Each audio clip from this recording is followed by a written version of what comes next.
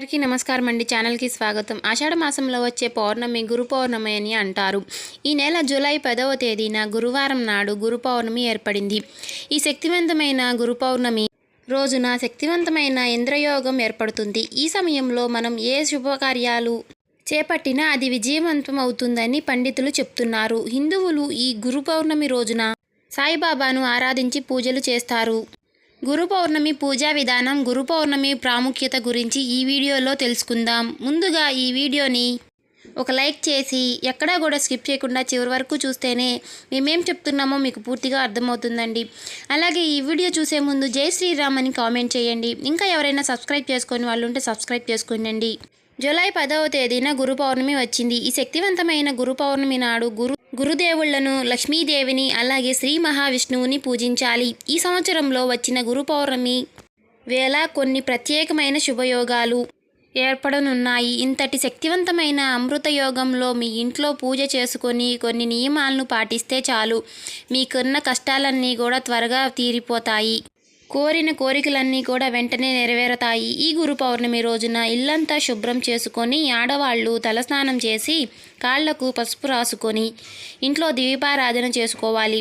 పౌర్ణమి రోజున దీపారాధన చేసేవారు పూజ గదిలో కొన్ని అక్షింతలను సిద్ధం చేసుకోండి. దేవుణ్ణి పటాలకు కుంకుమ బొట్లు పెట్టి పసుపు రంగు పుష్పాలతో దేవుణ్ణి అలంకరించుకొని ఇంట్లో దీపారాధన చేసుకోండి. విశేషంగా ఈ గురు పౌర్ణమి నాడు సాయిబాబాను విశేషంగా పూజించాలి. అలాగే ఈ గురు స్వరూపమైన వ్యాస మహర్షిని, అలాగే త్రిమూర్తులను కూడా పూజించవచ్చు. విశేషంగా ఈ గురు పౌర్ణమి నాడు శనగలను నానబెట్టి 21 శనగలను పసుపు దారానికి గుచ్చి సాయిబాబా పటానికి కానీ సాయిబాబా విగ్రహానికి కానీ వేసి బాబాకి నమస్కారం చేసుకోండి. ఉద్యోగ వ్యాపారాల్లో గొప్ప స్థాయికి చేరుకుంటారు.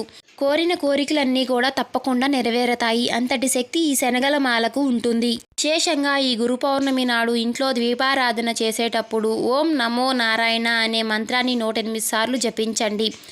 తరతరాల తగని ఐశ్వర్యం అనేది లభిస్తుంది. పౌర్ణమి రోజున చేసే పూజలకు రెట్టింపు పుణ్య ఫలితం లభిస్తుంది. అందులోనూ గురు పౌర్ణమి రోజున చేసే పూజలకు కోటి జన్మల పుణ్య ఫలితాన్ని పొందుకోవచ్చు. గురు పౌర్ణమి రోజున దీపారాధన చేసేటప్పుడు దేవునికి నైవేద్యంగా అరటిపండు లేదా బెల్లం ముక్కను నివేదించండి. చివరిగా దేవునికి హారతి ఇచ్చి తలపైన అక్షంతలను వేసుకొని బాబాకి నమస్కారం చేసి పూజని ముగించుకోండి. కొబ్బరికాయలో త్రిమూర్తులు కొలువై ఉంటారు. అలాగే లక్ష్మీదేవికి ప్రీతికరమైన వాటిలో కొబ్బరికాయ ఒకటి. కాబట్టి పౌర్ణమి రోజున ఇంట్లో దీపారాధన చేసి ఒక కొబ్బరికాయను పగలగొట్టండి. మీ కుటుంబానికి కానీ మీ పిల్లలకి కానీ చాలా మంచి జరుగుతుంది. మీ గురు పౌర్ణమి రోజున గురువుల ఆశీర్వాదాన్ని తప్పకుండా తీసుకోవాలి. కాబట్టి ఈ గురు పౌర్ణమి రోజున ఏదైనా దేవాలయానికి వెళ్ళి బ్రాహ్మణి యొక్క ఆశీర్వాదాన్ని తీసుకోండి. పంతులు గారి పాదాలకు నమస్కారం చేసి పంతులు గారి ఆశీర్వాదాన్ని తీసుకుంటే అలాంటి వారికి విపరీతమైనటువంటి ఐశ్వర్యం అనేది కలిసి వస్తుంది.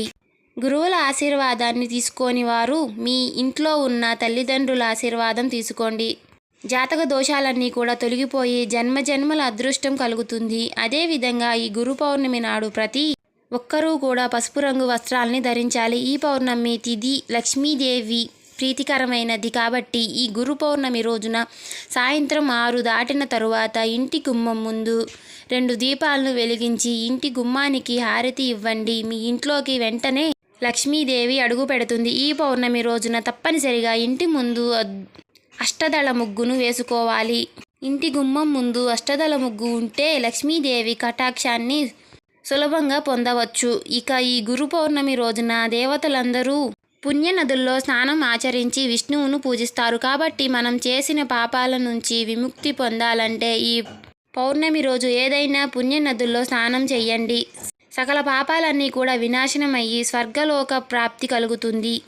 పుణ్య నదుల్లో స్నానం చేయలేని వారు ఇంట్లో స్నానం చేసేటప్పుడు నీటిలో కొంచెం పసుపు వేసుకొని స్నానం చేయండి.